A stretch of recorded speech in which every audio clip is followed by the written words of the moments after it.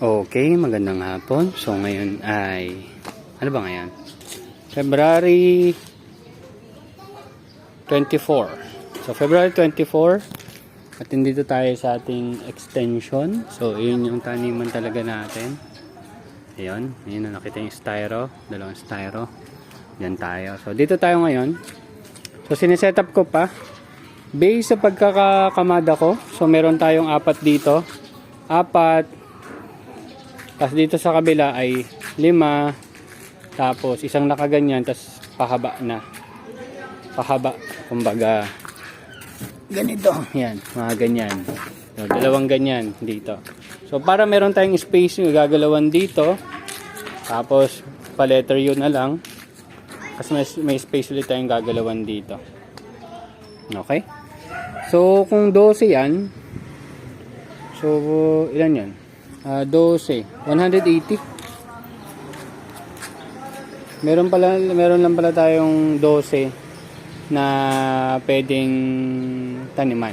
So marami na 'yon. 12, 180. So 180 heads ang pwede pala nating itanim dito. Kala ko 195. So sorry, mali ako. Pero syempre pag minaximize natin lahat, mga ganun. Pero ngayon 180. So hindi na masama. So ang ginawa ngayong activity, yon, nagpadagdag lang ako ng excess na tela. Yan, mapansin nyo, labas tayo. Maliban sa nagawa na rin to. Ayan. Makita nyo, yan, no? Ano lang yan, parang tinahi yung tela. So hopefully maging matibay. Makita naman natin kung ano mangyari sa mga susunod na kabanata. So palagay ko kaya naman. So ayan. Ayan sila. So nabanggit ko naman sa inyo kung ano nangyari dito, kung anong mga pinagagawa. So ayan, no. Ito yung may awang dati yan. So nilagyan lang yan, parang tinahian lang ng tela. Ayan. So titingnan pa natin kung paano natin siya asikasuhin talaga, pero sa ngayon yan lang muna. At itong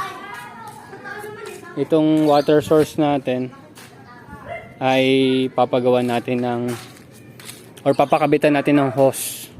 Yan. Sa March 4?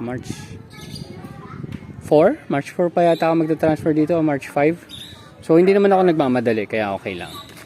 So kung mapansin nyo, alas 5 ng hapon, dyan na lang yung araw. Doon sa akin, medyo konti na lang din yung araw nun.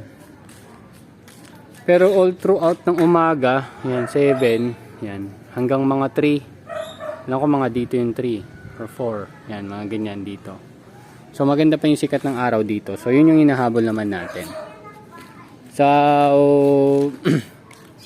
ginagawa din yung 1/3 natin. Nandun na. Hindi pa kasi natapos ngayong araw, so mag-half day pa siya bukas para sa pag-assemble na lang. So dito ko balak igawa, pero tingnan ko kung dito or dito. Kumbaga nakaharap siya doon. So tingnan natin. Ayan, 1/3. Pag ganito, hindi rin kasi pantay yung ano dito pero tingnan natin kung ano mangyari. Pero yan yung ginagawa natin ngayon. So yan, ginawa na lang natin design yung mga nakatambak dito.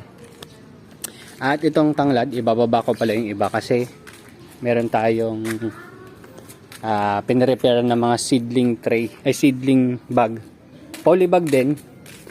So ito yung ganitong polybag yung ginawa ko doon sa baba. So yan, medyo tuyo na to. Kailangan ko nang sikusin. Pero diniligan ko naman to kasi yan, natuyo na ulit kasi nga sa init ng araw.